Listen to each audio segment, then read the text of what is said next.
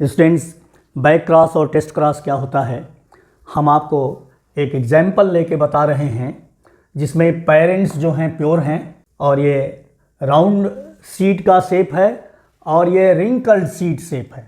Mendel के जो contrasting pairs थे उसमें एक पेयर ये भी था, round seed shape and wrinkled seed shape. ये देखिए, ये झुर्रीदार है और ये बिल्कुल राउंड है, स्मूथ है। ये इनके जो एलिल्स होंगे या इनके जो जीन्स होंगे, जीन्स हमेशा यहाँ पेयर में रहेंगे। ये होमोलॉगस क्रोमोसोम है और होमोलॉगस क्रोमोसोम के इस लोसाई है, यहाँ पर दोनों के ये जीन्स रहेंगे जो सीड के राउंड सीड शेप के लिए रिस्पॉन्सिबल हैं। सिमिलरली ये जो रिंकल्ड सीड शेप है इसमें भी उसी तरह से लोसाई पर स्मॉल आर और स्मॉल आर जीन पाया जाएगा।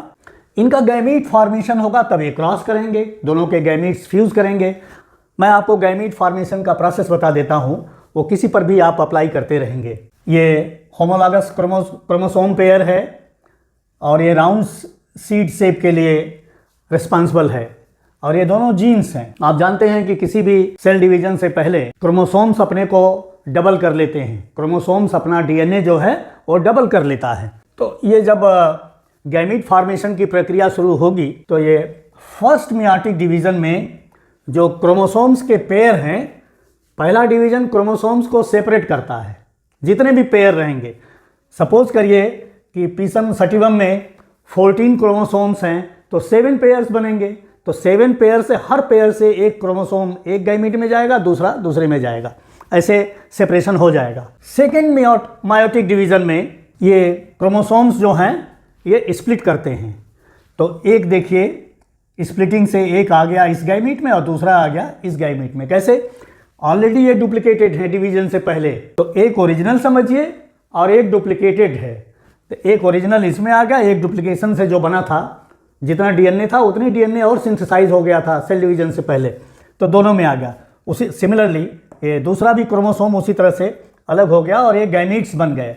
और सभी गैमीट्स जो हैं सब में capital R capital R capital R capital R, ये गैमीट बन गए। तो ये एक गैमीट उसमें से ले लिया गया। सिमिलरली रिंकल्ड सीड शेप वाले में भी उसी तरह से गैमीट फॉर्मेशन होगा। पहले क्रोमोसोम सेपरेट होंगे, फिर दूसरे में इनकी लॉन्गिट्यूडिनल स्प्लिटिंग हो जाएगी और एक क्रोमोसोम से 2 क्रोमोसोम, एक क्रोमोसोम से 2 क्रोमोसोम। अब इसका और इसका जब क्रॉस होगा तो कैपिटल आर और स्मॉल आर ये दोनों आ गए और ये F1 हाइब्रिड कहा जाएगा। इसको फर्स्ट फिलियल जनरेशन भी कहेंगे, इसको ऑफस्प्रिंग भी कहेंगे। कैपिटल आर है इसलिए कैपिटल आर अपना डोमिनेंस शो करेगा और सभी सीड जो होंगे राउंड सीड शेप वाले होंगे, सब राउंड होंगे। रिंकल्ड सीड शेप इसमें नहीं आएगा, हालांकि उसका जो जीन है वो इसमें हिडन रहेगा, छिपा रहेगा, लेकिन इसका एक्सप्रेशन नहीं होगा। तो F1 में जो जीन अपने को एक्सप्रेस करेगा वो डोमिनेंट कहा जाएगा और जो अपने को एक्सप्रेस नहीं करेगा वो रिसेसिव जाना जाएगा। वैसे F1 हाइब्रिड को सेल्फ क्रॉस कराते हैं, लेकिन जब बैक क्रॉस करते हैं तो बैक क्रॉस में F1 हाइब्रिड को दोनों पेरेंट्स में से किसी एक से क्रॉस करेंगे, चाहे वो डोमिनेंट पेरेंट से करें या रिसेसिव पेरेंट से करें। दोनों ही पेरेंट से जो क्रॉस होगा F1 हाइब्रिड का वो बैक क्रॉस कहा जाएगा। तो देखिए, ये बैक क्रॉस दोनों पेरेंट से कराया जा रहा है। ये डोमिनेंट पेरेंट का गैमीट आ गया, कैपिटल आर वाला गैमीट और कैपिटल आर वाला गैमीट, और ये F1 हाइब्रिड का ये गैमीट फॉर्मेशन हुआ। दोनों सेपरेट होंगे इसी पैटर्न पर और दोनों सेपरेट होकर कैपिटल आर और स्मॉल आर गैमीट बना देंगे। तो देखिए, इनके क्रॉसेज हो गए, इसका इससे हो गया और इसका इस आर से हो गया, इस स्मॉल आर का इस कैपिटल आर से हो गया, इस स्मॉल आर का इस कैपिटल आर से हो गया। तो सभी जो सीड्स मिले डोमिनेंट पेरेंट से क्रॉस कराने के बाद वो सब के सब सीड जो थे राउंड सीड शेप वाले थे, सब राउंड थे।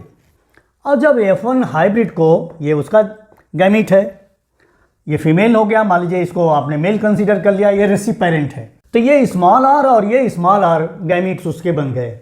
ये पनेट स्क्वायर है। अब इस कैपिटल आर को इस स्मॉल आर से कराइए, कैपिटल आर स्मॉल आर, इस कैपिटल आर को इस स्मॉल आर से कराइए, कैपिटल आर स्मॉल आर, इस स्मॉल आर को इस स्मॉल आर से कराइए, स्मॉल आर स्मॉल आर, इस स्मॉल आर को इस स्मॉल आर से कराइए, स्मॉल आर स्मॉल आर। क्या रिजल्ट मिला? जहां जहां पर कैपिटल आर है वो अपना डोमिनेंट असर छोड़ेगा। तो डोमिनेंट क्या चीज है?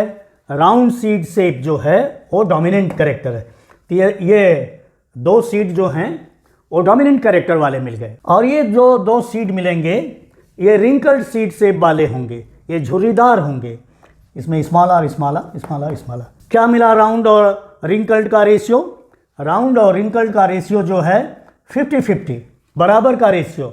इसको कह सकते हैं 1:1 या 50-50%। ये हो गया F1 hybrid crossed with recessive parent. जब F1 हाइब्रिड को रेसेसिव पेरेंट से क्रॉस कराते हैं तब उस क्रॉस को टेस्ट क्रॉस कहते हैं, क्योंकि ये चेक करने के लिए होता है कि ये इंडिविजुअल जो है वो प्योर होमोजाइगस है या हेट्रोजाइगस है। इससे प्योरिटी चेक करते हैं।